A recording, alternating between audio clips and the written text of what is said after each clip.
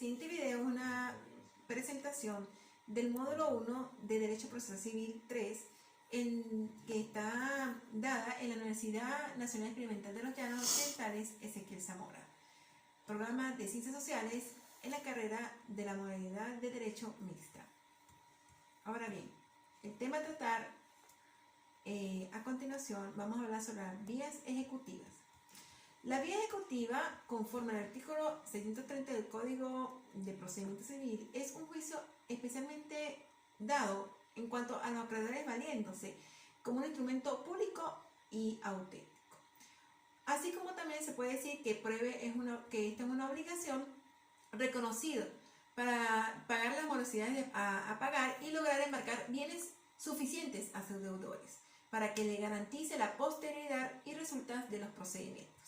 Asimismo, podemos decir que en este orden de idea, la vía ejecutiva la consagra el legislador como uno de los fundamentos más importantes en cuanto a los procedimientos especiales y cuya especialidad es referente a juicios, donde el acreedor tiene el derecho del embargo como excepción también del remate, para lo cual deberá expresarse en sentencias definitivamente firmes que decidirá si debe ultimarse o no a la ejecución, tramitándose esta en cuaderno separado del expediente de juicio, asimismo como por consiguiente se debe llevar una vía ejecutiva, la cual consagra que el legislador como uno de los procedimientos especiales contenciosos que se tiene que llevar a cabo en cuanto a la particularidad con respecto a todo lo que es el juicio ordinario, que radica así en que desde que se inicia este juicio, el acreedor tiene derecho al embargo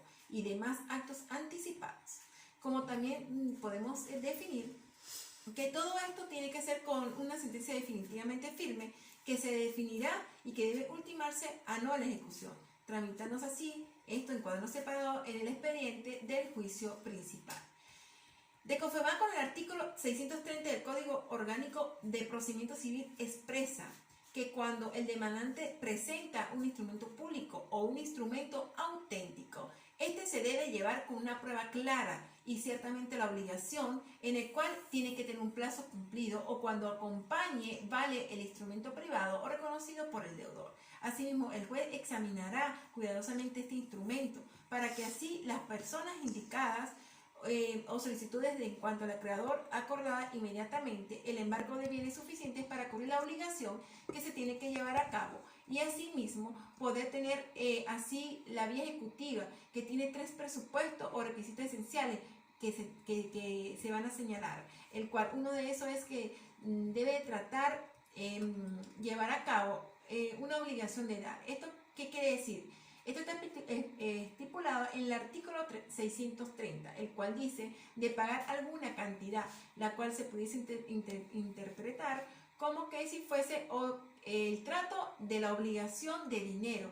Por lo tanto, las obligaciones de dar son aquellas que tienen por objeto la transmisión de la propiedad o del otro derecho real.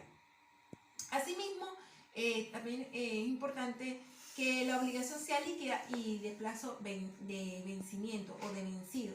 ¿Qué quiere decir esto? Que la obligación del deudor demandado ha de ser de pagar necesariamente una cantidad líquida y asimismo exigible el plazo cumplido. O sea, esto quiere decir que la parte demandada debe llegar a una obligación y dicha obligación está en un plazo cumplido con vencimiento. Esto tiene que ser estipulado en el margen del lapso que se está dando. En consecuencia, no puede presentarse en ningún momento duda sobre la liquidez de la obligación y que el plazo para pagar tiene que ser el que realmente se tiene que cumplir. Asimismo, la obligación consta de un documento público o auténtico y esto tiene que tener un valor, este documento tiene que ser privado, ¿verdad? Y tiene que ser reconocido legalmente por el deudor. Debemos entender que el título ejecutivo que debe producir el demandante de su demanda tiene que ser reconocido legalmente a la obligación de pagar, así como la cantidad líquida y tiene también que sostener un plazo cumplido o vencido. Ahora bien, cuando hablamos de cuáles son los tribunales competentes y de forma de citación, de acuerdo al artículo 131 del Código del Procedimiento Civil, dice y explica que el acreedor que tenga un documento privado que contenga una obligación de pagar una cantidad determinada o determinable en que la misma sea líquida o de plazo vencido puede ocurrir ante cualquier juez del domicilio del deudor o del lugar donde se encuentra este, en fin de solicitar el reconocimiento del mismo. Esto se lleva en cuanto a los tribunales civiles. Este procedimiento tiene que darse a cabo y llevarse a cabo al juez que está dentro de la zona o en la jurisdicción donde se encuentra el caso. Ahora bien, ¿cuáles son los procedimientos por intimación? Cuando hablamos de los procedimientos de intimación, es un procedimiento de cognición reducida, con carácter sumario.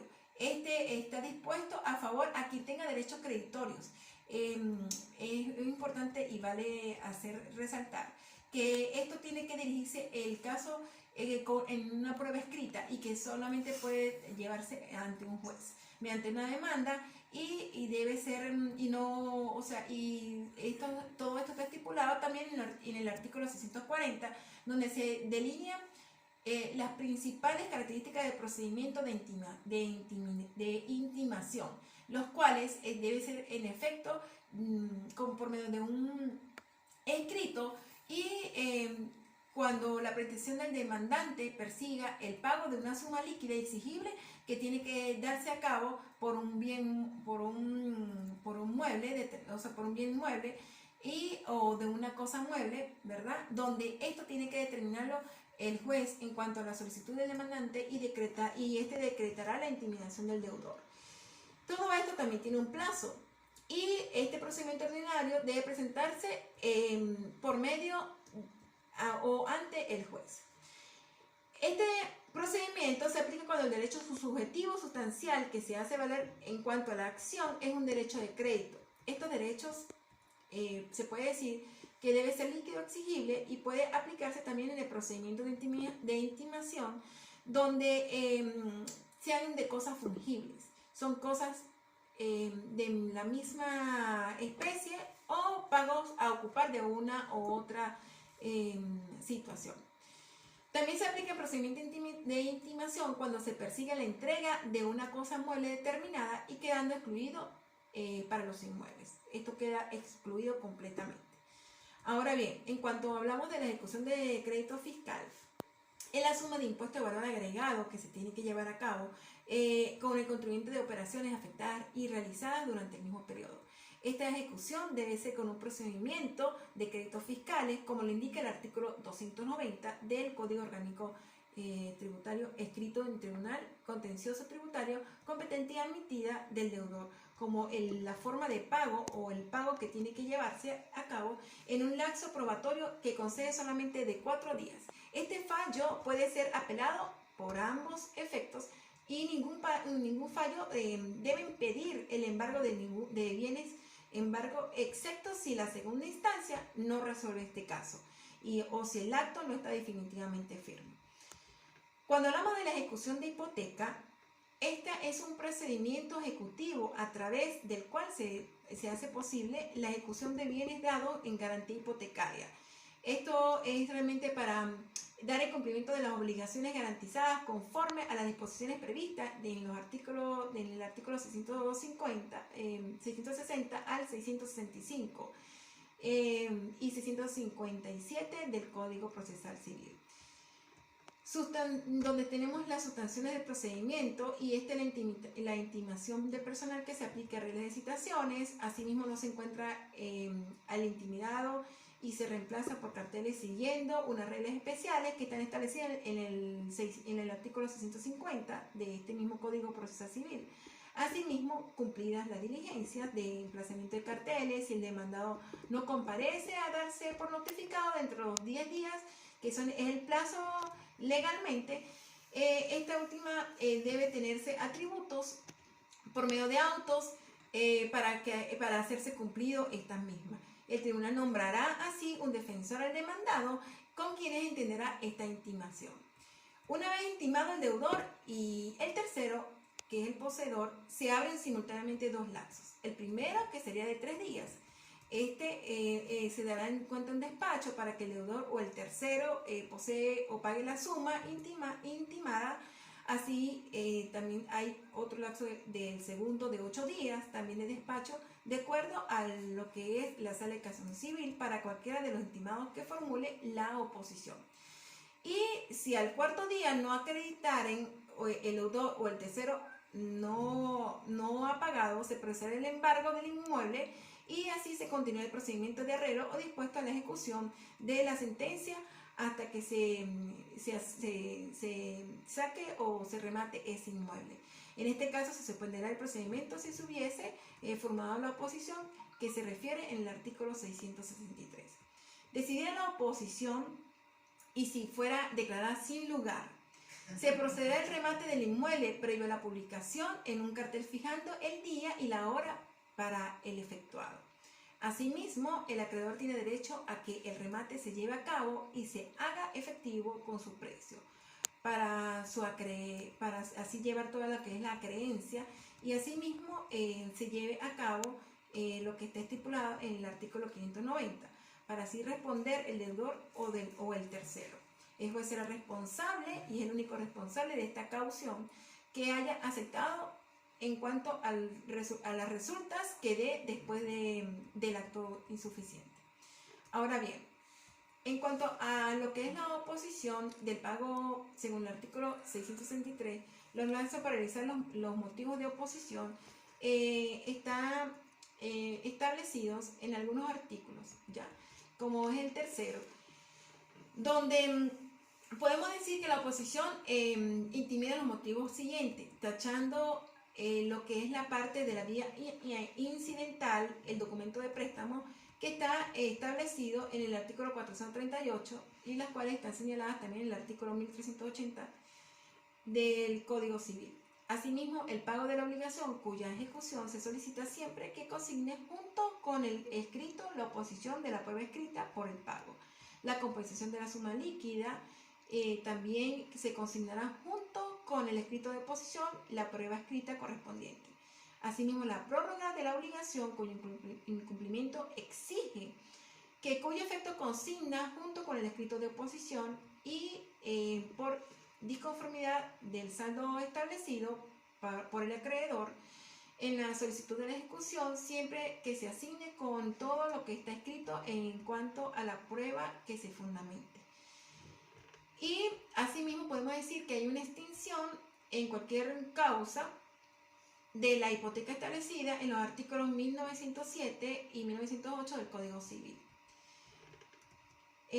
También podemos hablar sobre cómo se lleva a cabo esta ejecución de las obligaciones garantizadas de la hipoteca, y todo esto se lleva a cabo bajo la norma citada y consagrada al principio de que la obligación garantizada por hipoteca se dará efectiva por medio de un procedimiento de ejecución de hipotecaria. Este principio tiene una excepción contemplada en el artículo 665 del Código de Procedimiento Civil.